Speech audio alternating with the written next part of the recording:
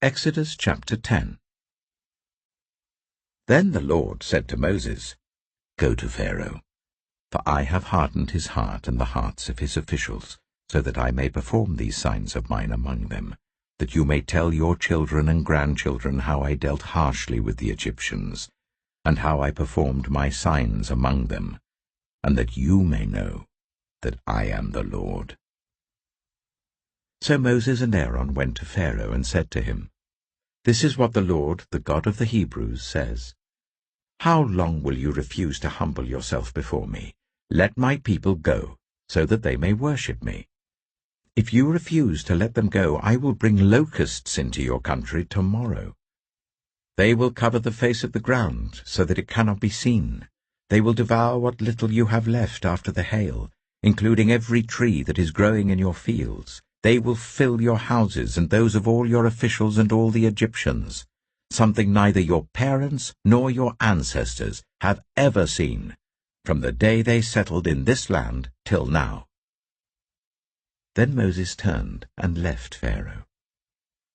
Pharaoh's officials said to him, "How long will this man be a snare to us? Let the people go, so that they may worship the Lord their God. Do you not realize that Egypt is ruined?" Then Moses and Aaron were brought back to Pharaoh. "Go, worship the Lord your God," he said. "But tell me who will be going."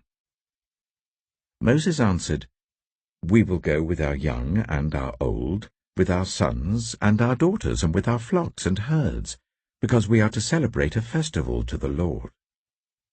Pharaoh said, "The Lord be with you, if I let you go, along with your women and children.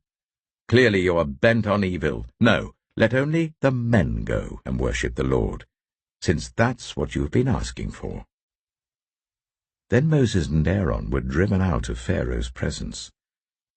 And the Lord said to Moses, "Stretch out your hand over Egypt, so that locusts swarm over the land, and devour everything growing in the fields, everything left by the hail." So Moses stretched out his staff over Egypt, and the Lord made an east wind blow across the land all that day and all that night. By morning the wind had brought the locusts. They invaded all Egypt, and settled down in every area of the country in great numbers. Never before had there been such a plague of locusts, nor will there ever be again. They covered all the ground until it was black. They devoured all that was left after the hail, everything growing in the fields and the fruit on the trees. Nothing green remained on tree or plant in all the land of Egypt. Pharaoh quickly summoned Moses and Aaron and said, "I have sinned against the Lord your God and against you. Now forgive my sin once more, and pray to the Lord your God to take this deadly plague away from me." Moses then left Pharaoh and prayed to the Lord. And the Lord changed the wind to a very strong west wind, which caught up the locusts and carried them into the Red Sea. Not a locust was left anywhere in Egypt. But the Lord hardened Pharaoh's heart, and he would not let the Israelites go. Then the Lord said to Moses, "Stretch out your hand towards the sky, so that darkness spreads over Egypt, darkness that can be felt." So Moses stretched out his hand towards the sky, and total darkness covered all Egypt for 3 days. No one could see anyone else or move about for 3 days. Yet all the Israelites had light in the places where they lived. Then Pharaoh summoned Moses and said, "Go, worship the Lord. Even your women and children may go with you, only leave your flocks and herds behind."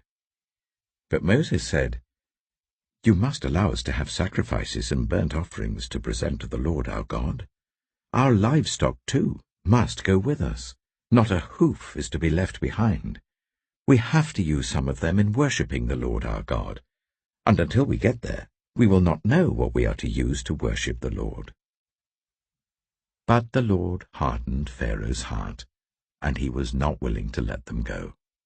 Pharaoh said to Moses, "Get out of my sight. Make sure you do not appear before me again. The day you see my face, you will die." "Just as you say," Moses replied. "I will never appear before you again."